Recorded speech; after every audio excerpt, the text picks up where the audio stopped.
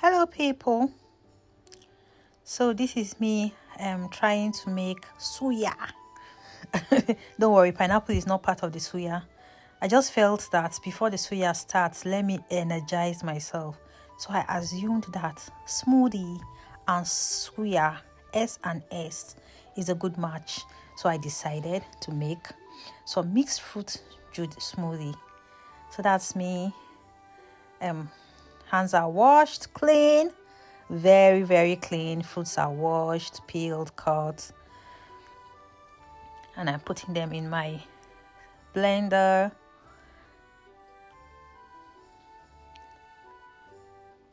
So I have bananas, I have pineapples, and I just added grapes.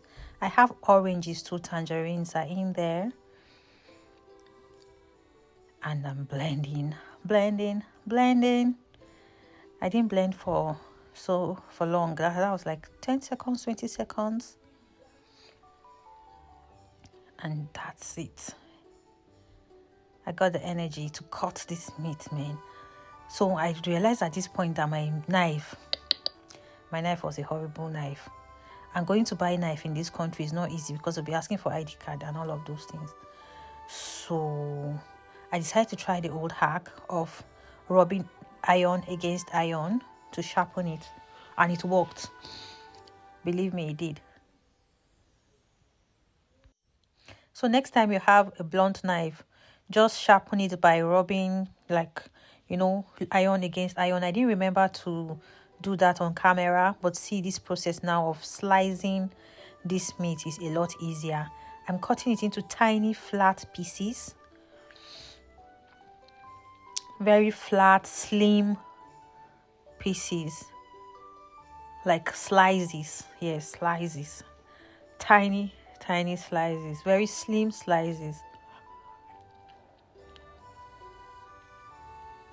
That was why I didn't want the butchers to cut the meat, so I could have the flexibility of doing whatever I wanted with it.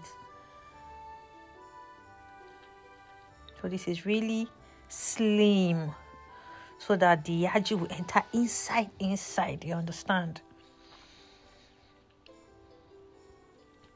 So this process was easier than I imagined because my knife was sharp at this point, so it was very easy to cut through the beef. So you need a very sharp knife. Remember, if you don't have a sharp knife, just sharpen it with a second knife.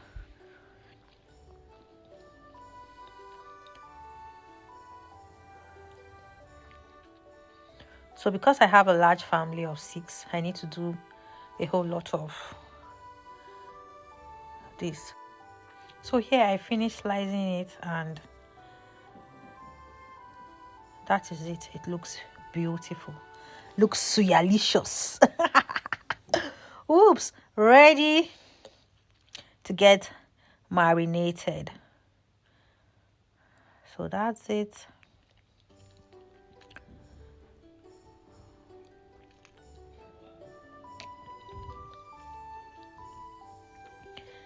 And because I have a little bit of suya yaji, that is suya yaji. That's kuli. The previous one was actually kuli, and this is suya yaji. This one is yaji, like yaji, and this is the kiwas. I got this from Poundland for £1.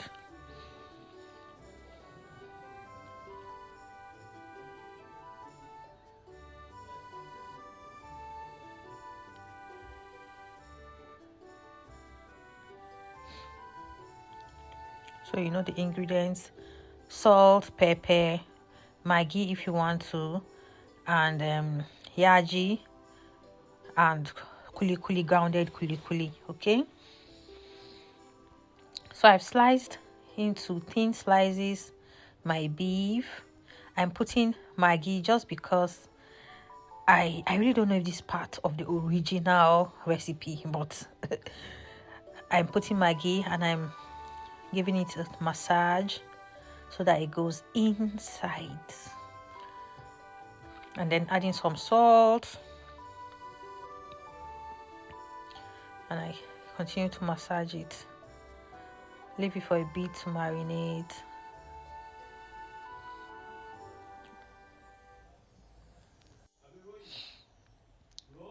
So this is how to put it on the stick. You just go in, out, in, out, in, out, in, out, in, out, in, out, in, out.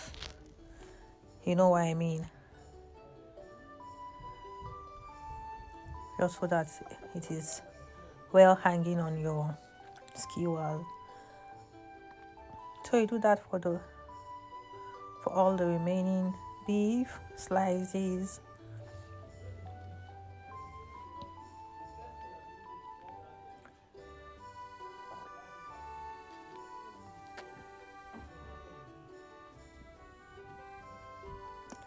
So I have a family of 6.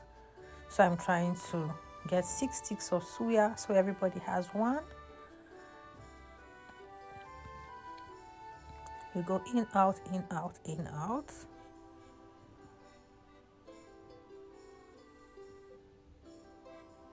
Like that. So you do that for all. You put it in the skewers. This is the last one for my little baby. I'm using smaller meat so that he can chew easily. So there you go. Leave it for a bit. Any opportunity I have to let it marinate, I take the opportunity just so it's tasty. So I come in with my yaji. This is soya yaji.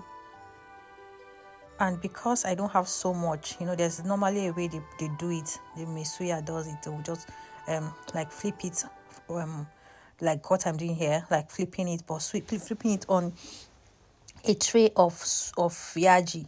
But because I don't have that luxury, I have just a little bowl of expensive yaji. So I have to just find a way to let it go round. And because this is the only quantity I'm making, I'm not making so much. If not, that would have been something to try. So I'm just putting it round, making sure the yaji goes round every bit of my beef. And that's the suya. This is the kuli. So it goes second. So I try to repeat the process to make sure this one goes round also. It goes on every part. So off camera, I put some oil. I just sprinkled a little oil because the part of the beef I'm using today doesn't have any fat. So I had to sprinkle some oil. My battery went down, so I couldn't show that part. So I tossed it in the oven. So this is the moment we've all been waiting for. So I had it in my oven. I put it on the on very high heat. I put the oven tray underneath the rack so that any fluids, any pepper falling off will fall there instead of falling on the oven and burn. So it was falling in the tray instead. Then I let it cook. I left it in the oven for a while till I kept looking and I was sure it was cooked all around. Here is it with onions and yaji, and I'm gonna have a taste. You best believe it's a knockout, a banging banger. Like this suya, even when I go to Nigeria, believe me, I'll make some suya for myself instead of buying, because this tastes exactly like Malam suya. Thanks for watching. Bye.